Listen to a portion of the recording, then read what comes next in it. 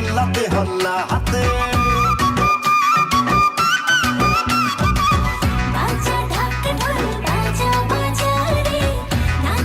আসসালামু আলাইকুম everyone, hope you are doing good. কেমন আছেন? আশা করি অনেক ভালো আছেন। আল্লাহর রহমতে আমিও অনেক ভালো আছি। অনেক গরম পড়েছে, সবাইয়ের অবস্থা অনেক খারাপ। তো যাই হোক, সবাই এখন আমরা আল্লাহর কাছে প্রে করি যে খুব দ্রুত আল্লাহ এটা বৃষ্টি দেয়, কারণ সবাই আমরা খুবই ভালো থাকি। তো কথা না বাড়িয়ে আপনারা ভিডিওর প্রথমেই বুঝে গিয়েছেন আমি কোথায় চলে গেছি। হ্যাঁ, আমার টঙে চলে গিয়েছি। তো অনেক দিন ধরে ভাবতেছিলাম যে আমার টঙে যাব, আর আমি একটু কিছু খাওয়া দাওয়া করবো। তো ওদের একবার খাবার যে আমি টেস্ট করে আসছি, আমার কাছে খুবই মজা লাগছে। তো আমি যেটা টেস্ট করেছি সেটা হচ্ছে যে সুইট কর্ন আর কোল্ড কফি।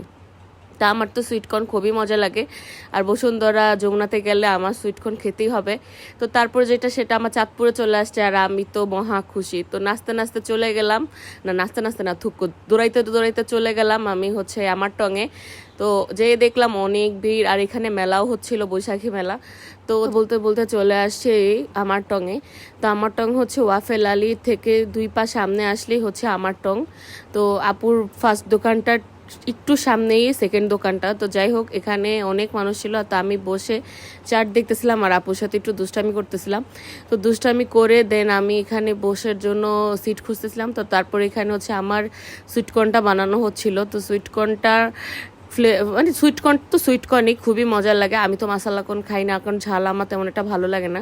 তো এই সে আমার টঙের লক্ষ্য। তো আমার এই জিনিসটা অনেক ভালো লাগছে। তো এখানে বসে বসে কিছু ভিডিওস করতেছিলাম আমার। তো একা বসেছিলাম।